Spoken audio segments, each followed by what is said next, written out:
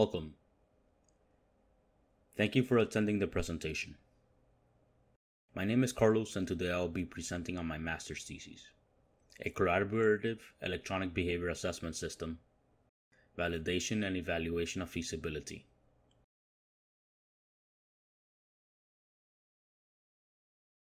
This study compares two different methods of conducting an indirect assessment. The traditional paper and pencil format, where the interviewer asks questions from scratch without the interviewee having any prior knowledge of the questions that are going to be asked, versus the interviewer sitting down in front of a computer, filling out the questionnaire, and then being interviewed based on the questions answered. What do you think is best? Having the caregiver most likely sitting down in front of a computer, or interviewing the caregiver from scratch with a paper and pencil? What do you think is best? Just think about it. Indirect assessments. Indirect assessments have many benefits.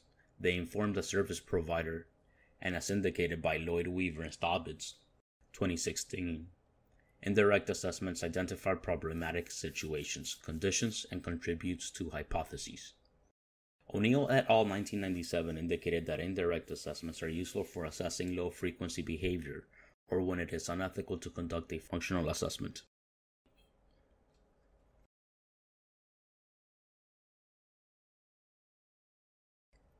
However, other studies have indicated inaccuracies with indirect assessments. Segafus, Kurz, Cousins, and Roberts 1993 indicated that the reliability of information might be inaccurate depending on how much contact the informant has with stimuli or consequences maintaining the problem behavior. Oliver et al. 2015 mentions that informants may have difficulty recalling information, and Borgmeyer-Horner 2006 also indicated that the reliability of information may depend on how much contact the informant has with the recipient. But what is really important about indirect assessment? Is it the benefits or the inaccuracies? Well, the interview is one of the most important phases of a functional behavior assessment. To be able to capture important information as best as possible and to ensure client buy-in can lead to better collaboration and treatment adherence. And to be able to do this, training is important.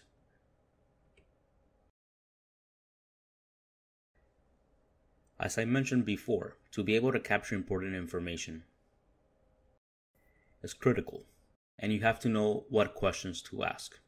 Questions that can assist in identifying treatment barriers and goals that are meaningful. While there are a variety of methods available, training can be expensive and time-consuming.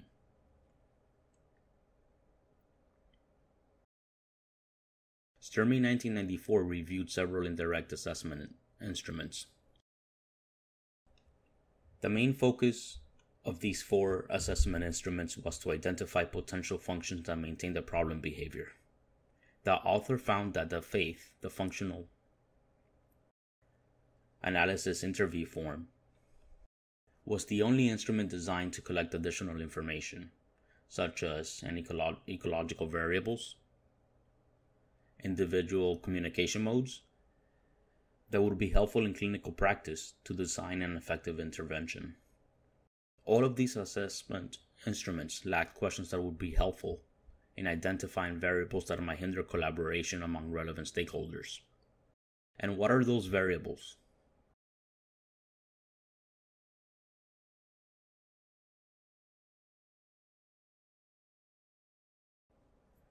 Constanteros 1991 indicated stress and related factors as a variable to treatment adherence. Allen and Warzak 2000 provided a behavioral perspective, such as making the plan too difficult to implement, failure to provide a different approach to dealing with embarrassing situations during a community outing. For example, you go out to McDonald's, the client has a meltdown in McDonald's because they want their toy and they didn't get their Happy Meal.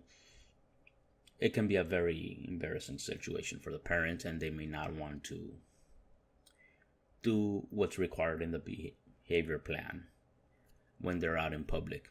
So those are things to consider. How are you going to overcome that fear of implementing behavioral strategies. And Duran 2001 provided the best predictor which children would have more severe problem behaviors 3 years later. An optimistic parent is most likely to be successful. On the other hand, a pessimistic parent is most likely to give up and not see their effort as contributing factors to improving the child's behavior. Last but not least, Hastings and Brown, 2002. Self-efficacy, the perspective to believe to change a child's behavior, which ties to optimism and pessimism.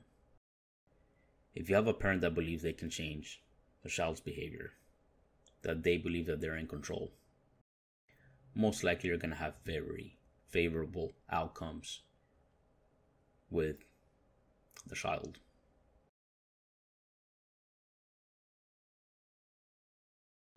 Now, ecological assessments are expensive. They're time-consuming. And to solve the problem with the previous indirect assessment tools, it is best to conduct an ecological assessment and involve the caregiver. At the same time, we have barriers to overcome, such as satisfying third-party requirements. And the downside of doing an ecological assessment is that it can be time-consuming and expensive. And one solution to solve problems related to cost can be a database-driven web-based assessment. Using the web to collect information can improve the overall quality, such as reducing the cost of training and traditional face-to-face assessments. This study consists of 2 phases. In phase 1, it involved content evaluation and making sure that the system worked properly.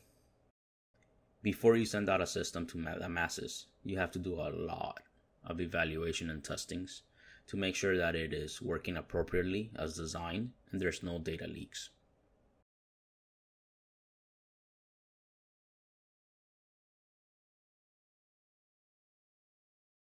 The electronic behavior assessment consists of 5 components: a caregiver ecological assessment, which asks questions specific to the caregiver; a recipient ecological assessment, mainly about the recipient, the client, what are his behaviors, what does he do, fun things; an insurance survey, which mainly asks for diagnoses, allergies, anything that will be useful to getting the insurance to approve, such as their age, gender, ASD, those kind of questions; and a maladaptive behavior checklist to double check in case anything was missed; and a functional behavior assessment. 5 participants helped out in evaluating the questionnaire and the system. They were tasked with evaluating each component for appropriateness, relevance, clearness, readability, and usefulness. Here's an example of the caregiver ecological assessment. As you can see from questions 3 and 4, it asks to describe the caregiver's routine from morning to evening, and then the child's routine from morning to evening. Here you can see the amount of overlap that the parent has with the child. If there's a high overlap, chances are the information can be very accurate and useful. If there's very little overlap, well, it may not be that accurate.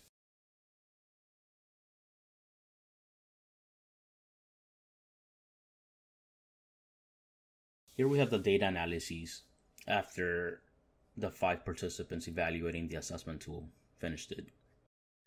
Overall, it received a favorable rating, but as you can see, the caregiver ecological assessment in terms of relevance received the lowest rating, 3.39, and that might be due to the novelty that it presented, as opposed to the different components down in here: the insurance survey, the recipient, the maladaptive, the functional behavior assessment, that those were more familiar with.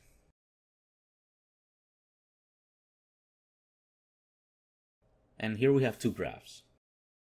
We have the total number of feedback for each assessment, and the caregiver ecological assessment received the highest feedback compared to the participant. Received the highest amount of feedback. Insurance survey received the less amount of feedback. And I believe the caregiver ecological assessment received the most amount of feedback, once again, due to the novelty. And on the graph on the right-hand side, participant 5 gave the most amount of feedback, followed by 3 and 1, then 4 and 2. The feedback they provided was very useful for clarifying and making the questionnaire better, including the system. Here's an example of the feedback that I got from the raters. The question in red was one of my original questions. I thought it was clear. How does the client ambulate? Crystal clear to me. However, that is a horrible question. It is not clear to some parents, and you don't want to take that risk. So instead it was changed to a much better question. How does the client move from place to place? And that question is useful to know if they're using a wheelchair, if they're crawling instead of walking. It can be very helpful.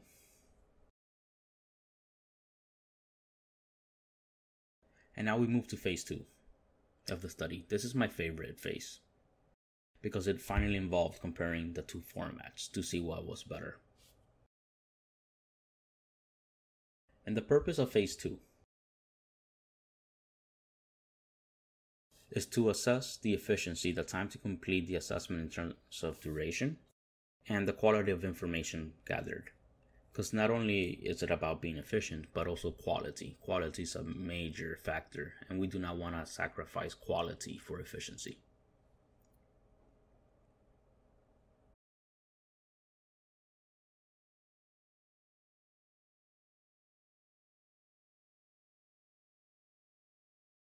The participants for each side: a control group and a test group. The control group was given the paper and pencil format. The test group was given the electronic format. And remember, the electronic format consisted of sitting down in a computer, filling out the questionnaire, and then being interviewed by the BCBA, BCABA. Like in this case, I had one participant that later on became a BCBA.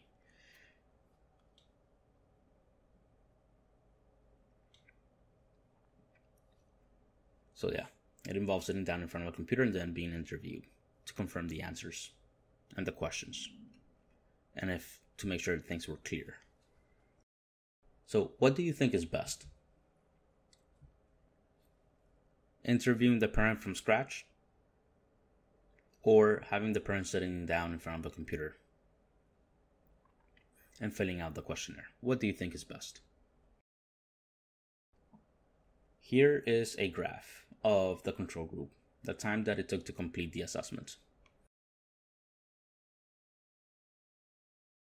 The first dyad took the longest time, followed by the second, the fifth, fourth, and third.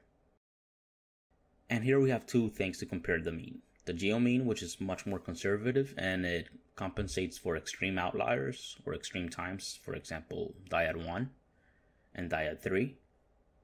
It compensates for that. And then the mean. So we could say that to complete the entire assessment could take approximately 100 minutes. However, this is a small sample. This is only 5 participants in each group. But it gives us an idea of what to look forward to in terms of time to complete. An average. And then here we have the test group, and the test group has a much greater breakdown. We have in white a review of the questionnaire, followed by the time that it took to interview the participant, and the time to review plus interview. And you can see that the time took approximately, if we look at the geo-mean and the mean, around 50 to 60 minutes. And once again, remember, this is a small sample size.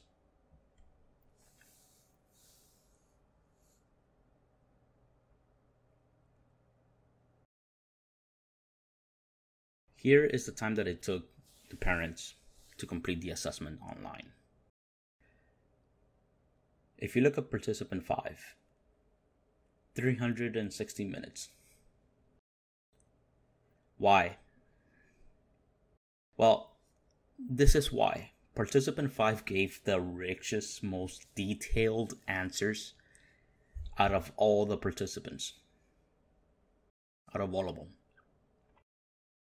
You read that assessment and you knew the child, what they wanted, what were their favorite pancakes Saturday mornings, their TV show, their cereal.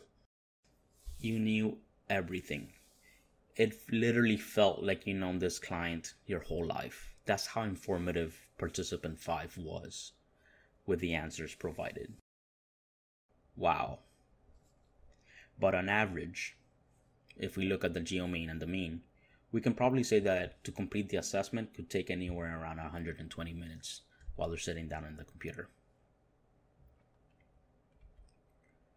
Now, I also want to point out that Dyad 1 for the control group also gave very rich responses and had a lot of details to give compared to the other participants.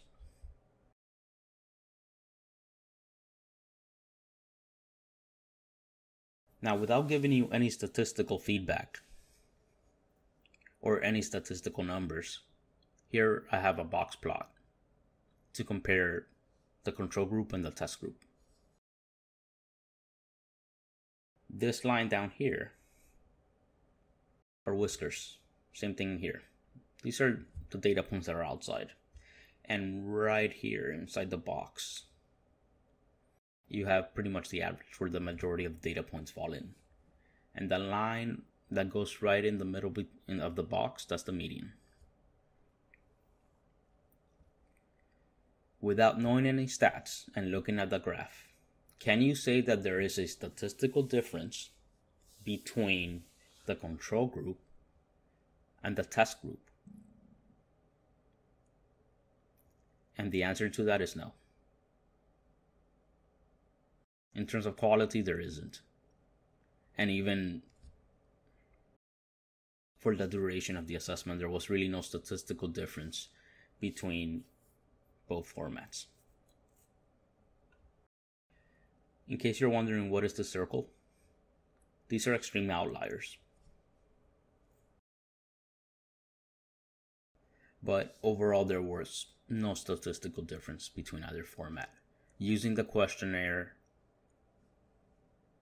provided good quality results. And the last component of this assessment was to look at satisfaction of the caregiver and the practitioners asking the questions, the BCBAs. Overall, everyone was happy with the assessment. Some felt that it took a little bit too long, but they were happy with it. They felt like they really got to know the family, they got to know the problems, the needs. Very good component. Now, thank you for your time. And as I said, my name is Carlos. And if you have any questions, please feel free to ask. You can also reach me at my USF email or at my private email. And thank you for attending.